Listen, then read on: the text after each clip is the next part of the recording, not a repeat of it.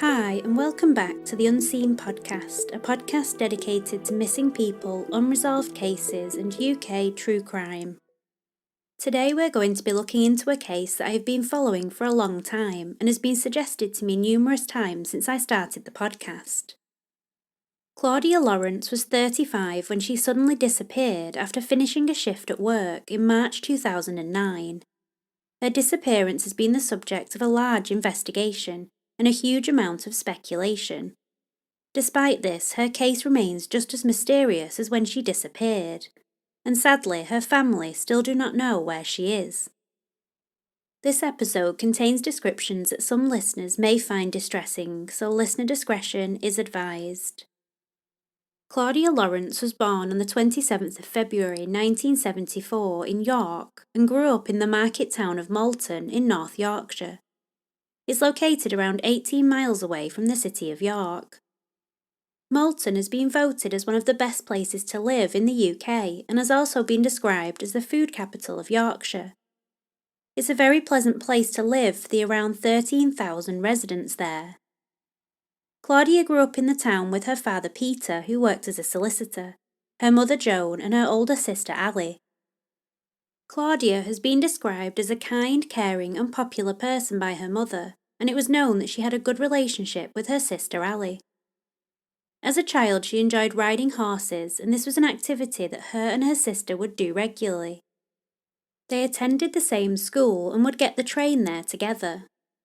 Popular was one of the words that everyone that knew Claudia used to describe her, when she was a child, but also when she grew up as a teenager and an adult. She was known to get on with everybody, and she had lots of friends. She enjoyed meeting new people and was relaxed in social situations.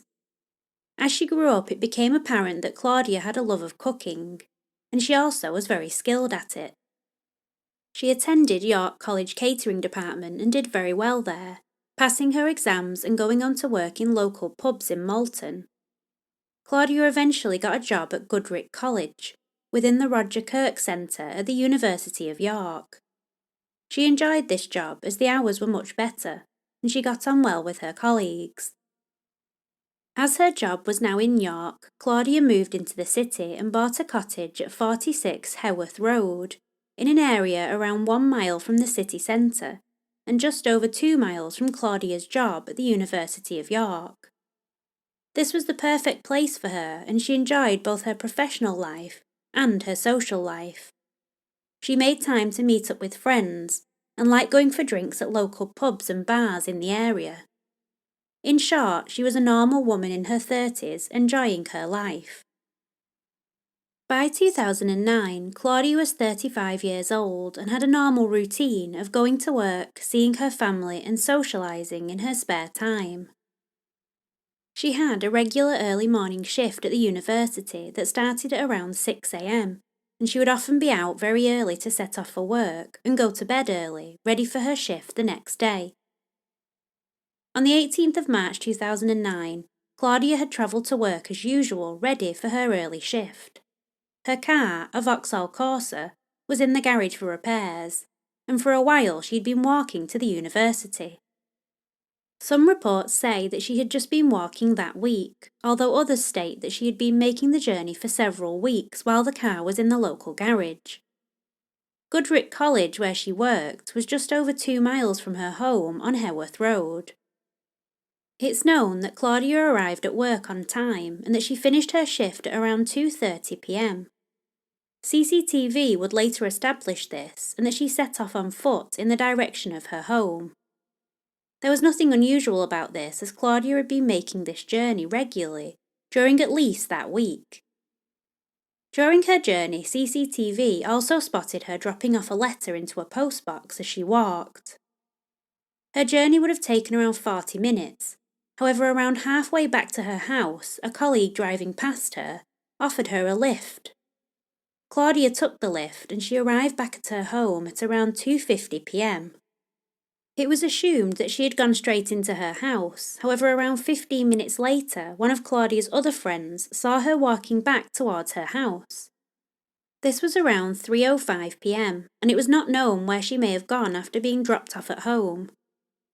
It was later established that she had not been seen on the local shop CCTV just around the corner, which implied this is not where she went. It was known, however, that she was back in her house after this, as Claudia's mum Joan later explained that she spoke to her on the phone not long after, and that they spoke about upcoming Mother's Day plans. As the night progressed, Claudia also spoke to several other people through both texts and phone calls. She sent a text to a friend at around 8 p.m. and then again at 8:23 p.m. Around half an hour later, her mum called her and they had a conversation about a TV programme that they were both watching that night. She also stated that Claudia said she was about to go to bed, which was her normal routine.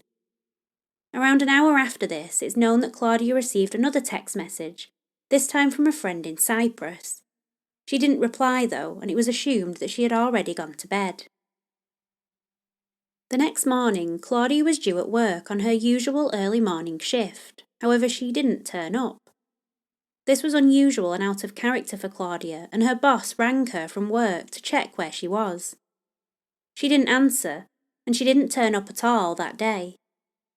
That evening, she'd made plans with one of her friends called Susie, and was going to meet up with her after work. Again, Claudia was a no-show.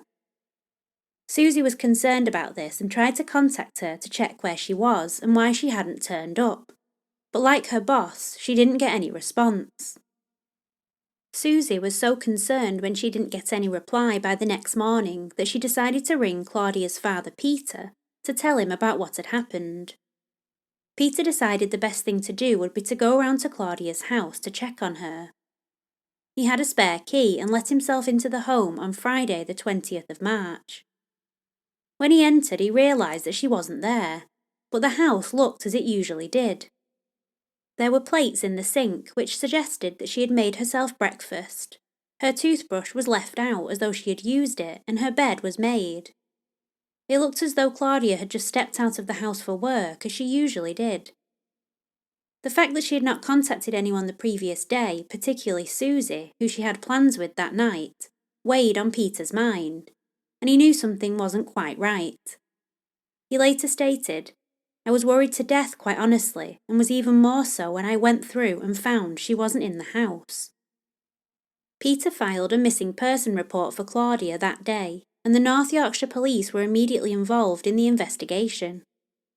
It was quickly evident that Claudia had not contacted anyone since the Wednesday evening, and that this was not the norm for her. From speaking to friends and family members, the police quickly established that the lack of contact was a worry, as Claudia was known to text and ring people frequently. Claudia's father later made a statement explaining that she was a sociable person who would not just not turn up to work without saying anything.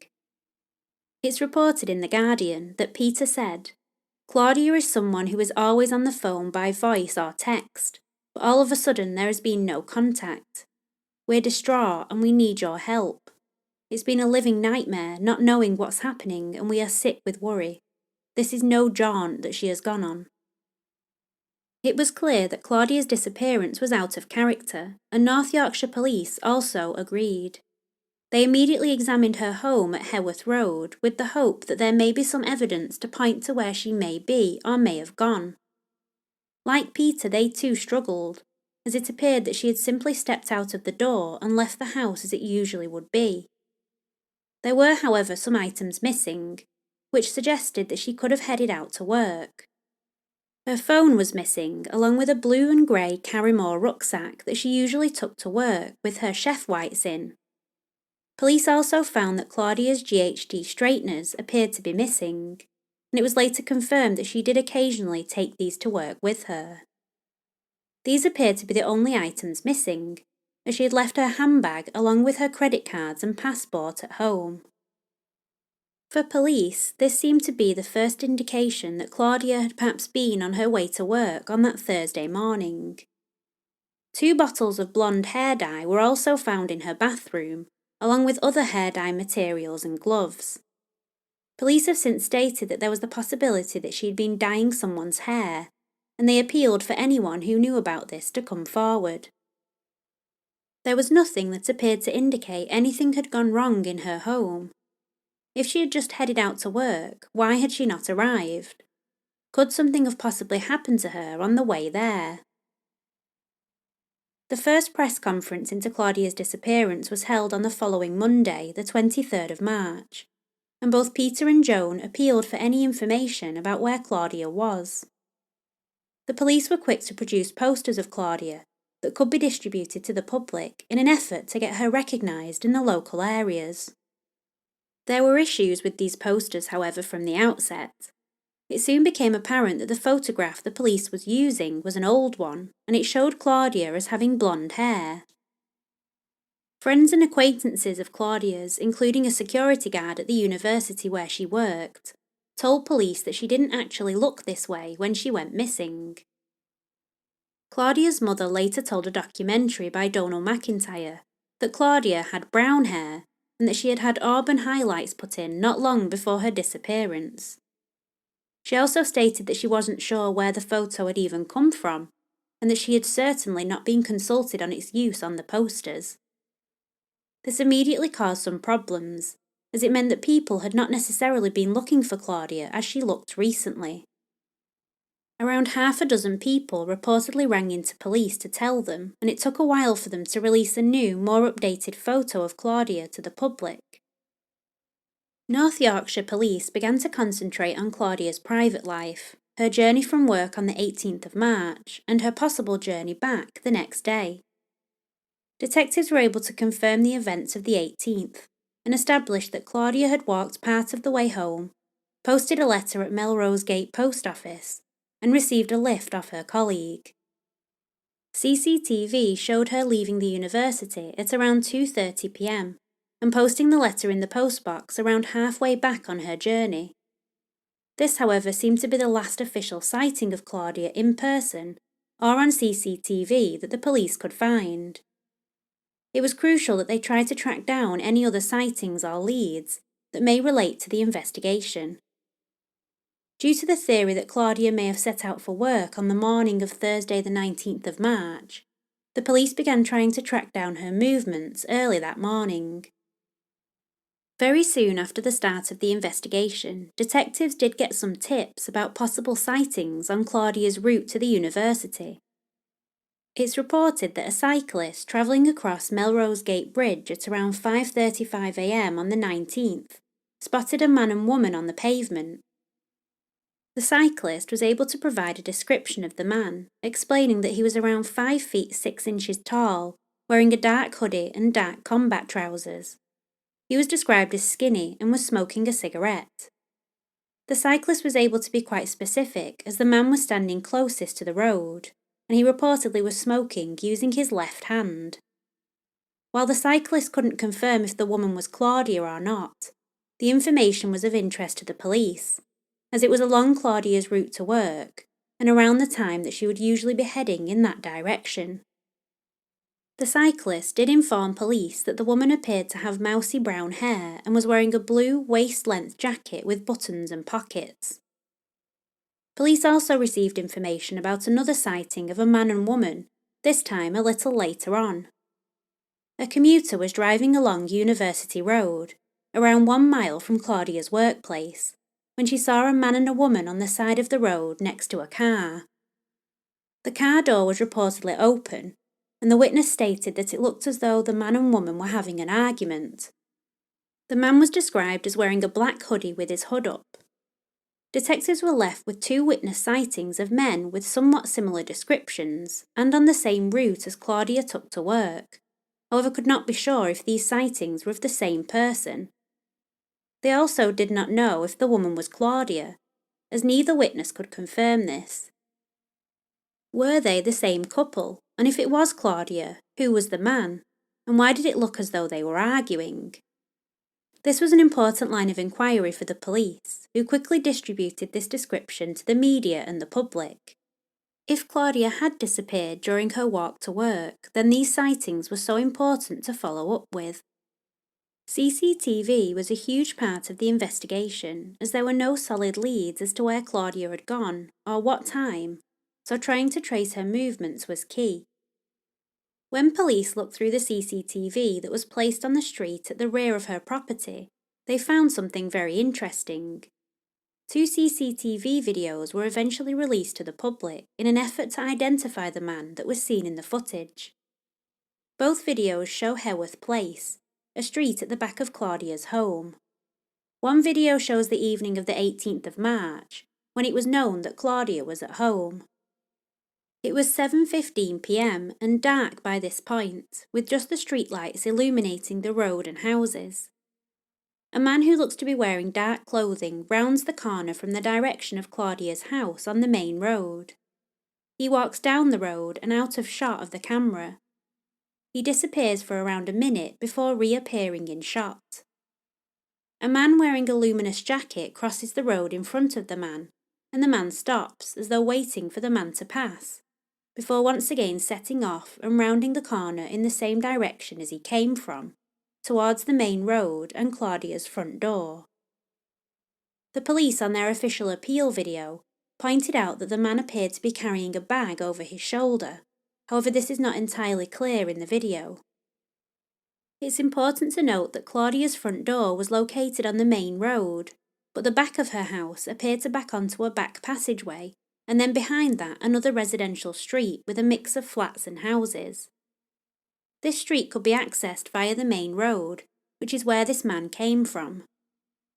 Having looked at Google Maps and images from 2009, it appears that there was an alleyway that led to the back passage at the back of Claudia's house, that could be accessed from the road that the man walked down. However, of course, this is not completely certain. The fact that the man was only gone for a minute and appeared to stop when somebody came past was certainly suspicious. To me, when the man stops, it appears that he puts his hand to his pocket. However, the images are not the clearest. It was thought that at 7:15 p.m. Claudia was at home. What was this person doing, and why had he only gone into the street for a minute? The images are eerie and certainly important, but what was spotted the next morning on CCTV was also particularly interesting. At 5:50 a.m. the next morning, a man was picked up on the same CCTV as the night before, in the same spot. He rounded the corner from the main road from the direction of Claudia's front door. It's a little brighter on this video, and this man could be seen wearing dark clothing. He walked down the street at Haworth Place and went out of view of the camera. In a strange similarity to the night before, the man returned into view 1 minute and 7 seconds later, walking back up towards the main road. What was this man doing? It is of course possible that these men had good reason to be on that road at that time, but there was a certain similarity in what they did. Why had they walked down the street to then just walk straight back out again? The images are quite chilling, mainly because the men on the two videos also resemble each other, in their clothing, height and distinctive walk, of which the police showed on the video in a screenshot. I'll provide a link to these videos in the show notes, as I think they're so important to look at, particularly side by side. The police, however, have never released a statement to say that these two men could be the same person, but that both videos are of interest to them, due to the proximity to Claudia's home. If Claudia had travelled to work at her normal time that morning, then she would not have been in anyway when the man entered the street. Information that later came to light in the investigation indicated that a witness had spotted a man standing outside Claudia's house at around 6:45 to 6:55 on the morning of the 19th of March. The witness, a cyclist, told police that he was white, around 55 to 65 years old, around 6 feet tall with medium-length grey hair which was scruffy and windswept. He was wearing a matte sandy-coloured Mac-style jacket which was unfastened and came just below the knee. It appeared to be made out of a thick material, or the man had extra clothing on underneath it. Detective Superintendent Di Mallin later commented on this sighting during the subsequent re-investigation of the case. His statement is recorded on the North Yorkshire Police website. This is clearly a critical period of the investigation. We need to identify this man as soon as possible and find out what he was doing outside Claudia's house.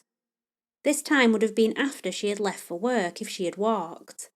Therefore, why this person would be so close to her door remains a very important fact we need to establish.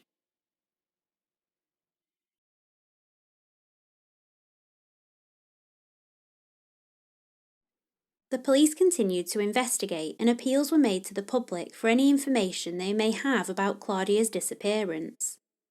It was announced that Crime Stoppers had also put up a £10,000 reward for any information pertaining to the case, and this appeal was distributed to the public. Further appeals were also made to track down people who may have been in the area, including the driver of a light-coloured hatchback Ford Focus car, who drove down Haworth Road and appeared to brake outside Claudia's home at around 5:42 a.m. on the morning of the 19th of March.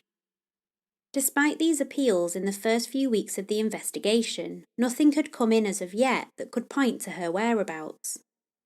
It was announced 5 weeks into the missing person inquiry that police were now looking at Claudia's case as a suspected murder. Detectives didn't appear to have any evidence to suggest that she had been murdered. However, the unusual nature of her disappearance and the fact that they had had no sightings of her since was a great concern to police, and they believed that some harm may have come to her. In June 2009, Claudia's case appeared on Crime Watch, and they conducted an extensive reconstruction of her movements on the 18th of March, showed the CCTV footage, and spoke to family members. It was hoped that this would lead to new information.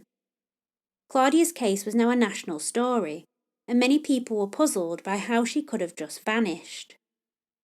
The Crime Watch appearance, however, ended up causing some difficulties between the police and Claudia's family. Detective Superintendent Ray Galloway appeared on the programme to talk about what they knew about Claudia's case, and he confirmed that they, as yet, had no proof of life and that it was being treated as a suspected murder. He told the programme that Claudia's life had areas of complexity and mystery that may not have been known to her family. He explained that he wanted to appeal to anyone that knew about this side of her life, and to anyone that even had any suspicions at all, to come forward to speak to them. He also stated that the evidence suggests that she left early that morning, however they were unsure if she stayed at her own home the night before or not. The statement that Claudia may have had another life unknown to her family was not something that the family recognised, and they believe that these comments may have done more harm to the investigation. They believe that the suggestion that she had a secret private life caused damage to her reputation and would affect how the public saw her. Headlines about Claudia's case would later focus on former boyfriends and speculate about how many lovers she may have had. Rumours of clandestine relationships with married and dangerous men were published, which her family and friends rejected. Claudia was a popular young woman, however those that knew her did not appreciate the negative way in which she was being portrayed.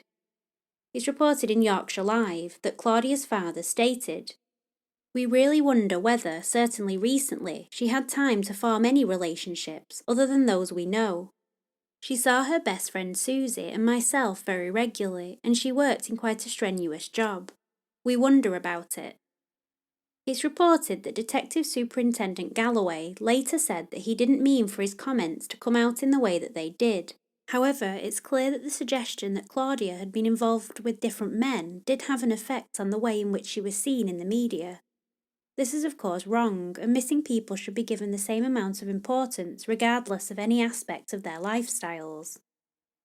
Her relationships with other people were of course a line of inquiry for the police, and it was for this reason that the investigation was broadened to include Cyprus. Claudia had some connection to the country as she knew people who worked there and had been on holidays there. There was also some speculation that she had received job offers in the country while she was there. Police were sent out to interview those people that knew her, however this search did not turn up any new clues. And as was already known, Claudia had left her passport behind and had not travelled abroad as far as police knew. The investigation continued throughout 2009, with no new evidence emerging and no sightings of Claudia. Her family were devastated about her disappearance and appealed multiple times to the public for their help in finding her. Peter, Claudia's father, launched a website which is still in operation today, called findclaudia.co.uk, and by May of 2009 it had already received 10,000 visitors. Throughout that year, police had the job of trying to draw out credible evidence, and a number of hoax calls and information was unfortunately circulated. These included a man who claimed he had found Claudia's body under a bush, and a teenager who said he had received a message from Claudia saying that she was alive and well. Both of these people were later cautioned by police. This must have been horrific for Claudia's family, as they were eagerly awaiting new information that could give them some closure, and sadly, hoax information is not uncommon in missing person investigations. In February 2010, Claudia's family held a Claudia Lawrence Awareness Day in order to keep her memory alive to those that knew her and the public. Later that year, it's reported that the police began searching various other parts of York, close to the university, and the area of Heslington, around 2 miles from Claudia's house. One of the search areas is reported as being a children's play area. It was believed that they had been acting on new information, however these searches turned up nothing of interest. Over the next few years, the police continued their investigations. However, the inquiry was scaled down and officers were taken off the case. It's reported in the York Press that the number of officers working on the case went from 100 to 16 to 7. Claudia's family campaigned heavily during this time to keep her in the headlines. Peter Lawrence spoke to MPs regarding how missing people's estates are managed, and Joan Lawrence became Mayor of Malton and continued to speak out for her daughter. In 2013, it was announced that the Major Crime Unit in North Yorkshire had been tasked with reviewing Claudia's case, and it was at this point that new crucial information about her disappearance came to light. This new evidence was a huge development. Police had used advanced techniques that were not available in 2009 to re-examine both Claudia's home and her car that had been stored at a local garage while it was having repairs. In the previous forensic search of her house, detectives had uncovered some partial fingerprints. However, during the reinvestigation, additional fingerprints were found that could be of use to the investigation. Detective Superintendent Di Mallin, in charge of the new investigation, explained on the North Yorkshire Police website that DNA had also been recovered from items in the house. Forensic examination of her car had also recovered cigarette butts. This was not seen as unusual at the time, as it was known that Claudia allowed people to smoke inside her car. However, it was reported that following further forensic analysis, scientists had been able to obtain the DNA profile of a male. Detective Superintendent Mallin stated, "We need to know if Claudia had any male friends, colleagues or acquaintances who were known to smoke in her car." From speaking to Claudia's friends, it wasn't unusual for people to smoke in her car or her home. Again, the elimination process is a simple one, so we urge you to come forward. This discovery also posed another question. Could the sighting of the man seen smoking with the woman on the bridge in the early hours of Thursday morning be anything to do with it? This was a question posed by the Major Crime Unit, and once again the police appealed for anyone with information about the left-handed smoker to come forward. The largest piece of information related to Claudia's phone activity. Her phone was missing from her home, and it was assumed that she had taken it with her, along with her rucksack, chef's whites, and straighteners. It was known that Claudia's boss had rang her at around 10 a.m. on Thursday the 19th of March, the morning that she had not shown up for work. Analysis of the phone call showed that it connected with Claudia's phone at a cell site near to the university. This information showed that Claudia's phone had not left York. The police were able to establish that it could have been within a 9-mile area from the university to Tockwith village on the other side of the city.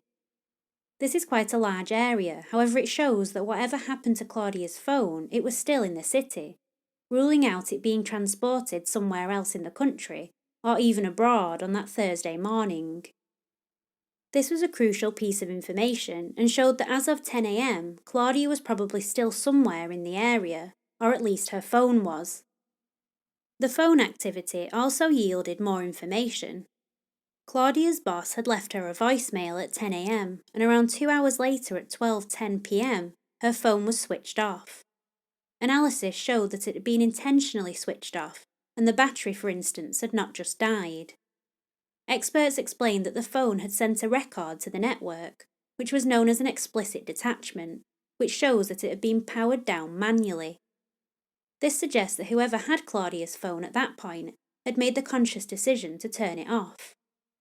The fact that it came just 2 hours after her manager had contacted her is also suspicious, implying that perhaps the phone call had led to someone turning it off to avoid any further contact. This information was huge and caused further alarm for her family and friends.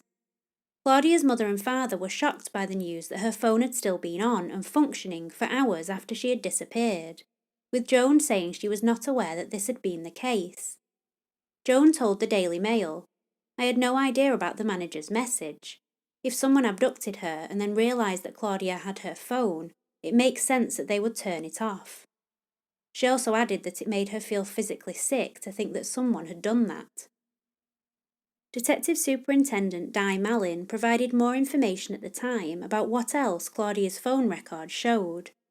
His statement is provided on the North Yorkshire Police's website, saying, "Further analysis of Claudia's mobile phone, particularly cell site activity, also shows she was in the Acombe area of York in the weeks leading up to her disappearance. We believe she may have been socialising with person or persons.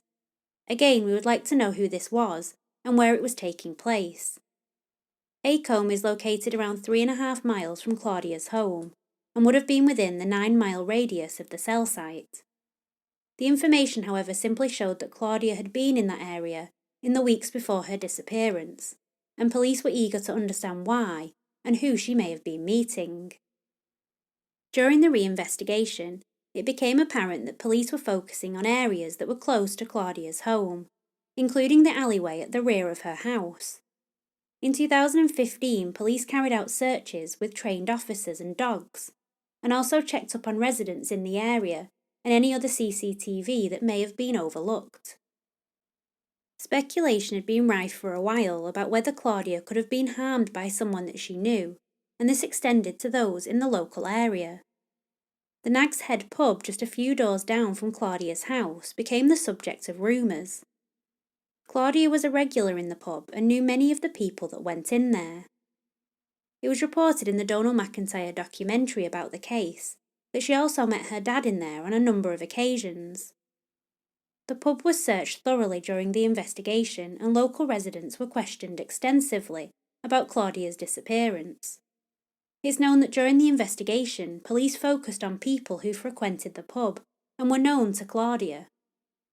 It's reported that over the course of the investigation, 9 people had been arrested, 5 of which had connections to the Nag's Head pub. The documentary about Claudia with Donal McIntyre suggests that there is hostility towards the police in the community due to the way in which they had been approached by investigators.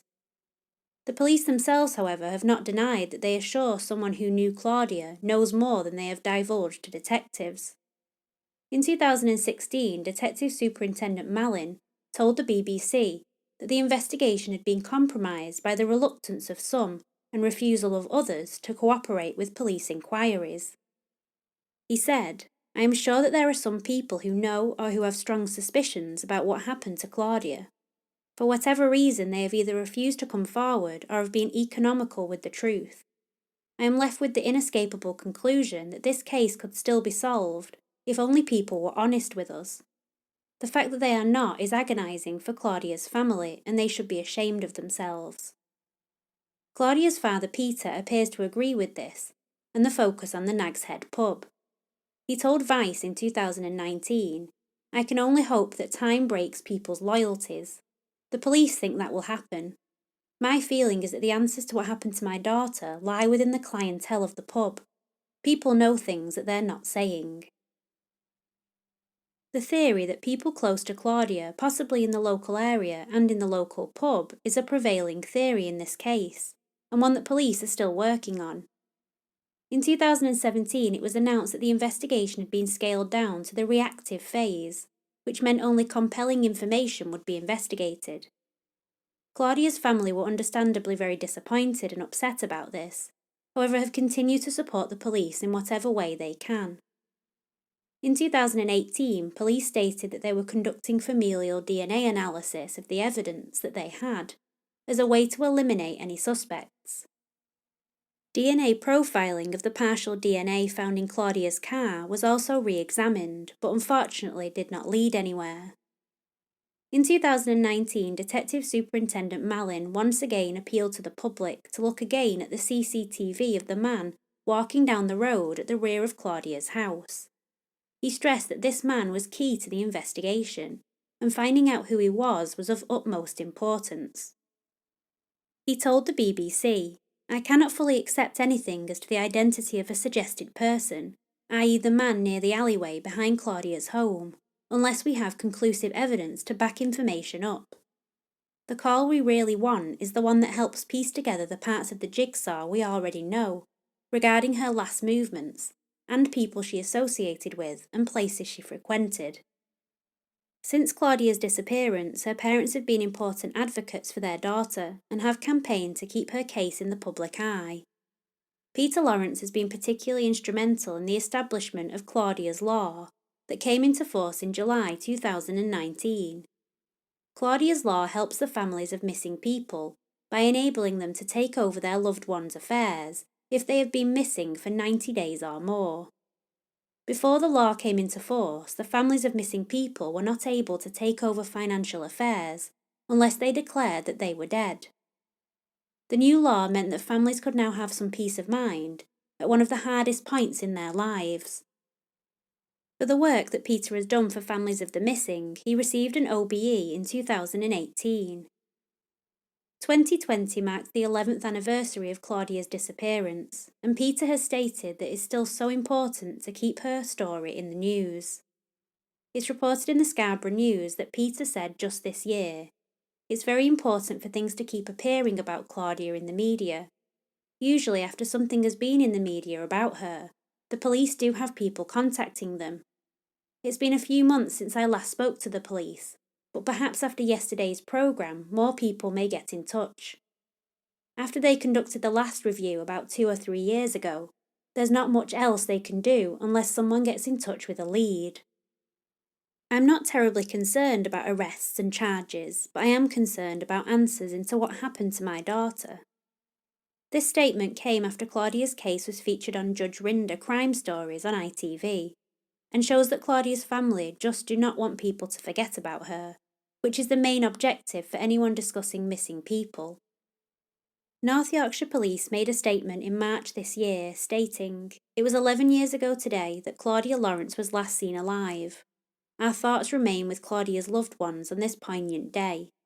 North Yorkshire Police will never give up on Claudia until it was known who is responsible for her disappearance and suspected murder." The police have made a point that the investigation is still ongoing, and they are still appealing for any information about Claudia's disappearance. So what happened to Claudia?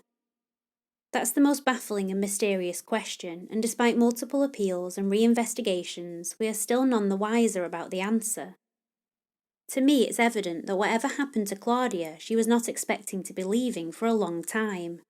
She did not take her handbag, purse, credit cards or passport, and she only appeared to have left with her work bag and phone. Whether it was actually Claudia who left with these items is also unclear. The house appears to indicate that she had breakfast and left with her rucksack. However, we don't actually know if this is what happened. Could someone else have picked up her rucksack to make it look that way? I believe that the CCTV images are crucial to the investigation, and having looked at them many times, I can see why the police think that they are key to the case. The images show someone coming down the road, and particularly the evening images appear to show a man stopping as though trying to stay at a distance from other people. Could this be because he had something to do with Claudia and her disappearance? The police theory that someone known to her may have had something to do with it also seems to fit with this. Was it someone from her private life or from the area that knew Claudia's routine? Claudia's disappearance has gained a lot of publicity over the years. However, I agree with Peter that this case can be solved by someone coming forward with information, and without continuing pressure, this may never happen. I'm very hopeful that Claudia's case can be solved, and I hope that this can happen in the near future for her family. If you know anything about Claudia's disappearance in 2009, you can contact Crime Stoppers quoting Claudia Lawrence, North Yorkshire Police at 0800 555 111 or you can contact the charity Missing People at www.missingpeople.org.uk. I would recommend visiting the website run by Claudia's father, which has lots of links to information and media about Claudia. The link is www.findclaudia.co.uk. Let's get Claudia's case solved. Thank you for listening to today's episode, and thank you to all of our patrons for your amazing support of the podcast. If you'd like to have a look at what we offer on there, including bonus episodes, ad-free early access, and stickers and shoutouts, take a look at the link in the show notes. Thank you to everyone who continues to give us a review wherever you listen, it's always really helpful. Please do connect with me on social media on Twitter, Facebook, Instagram and YouTube, or you can send me case suggestions or just general comments and questions to my email at theunseenpod@gmail.com. See you again in 2 weeks' time. As always, I'm Caprice and this has been Unseen.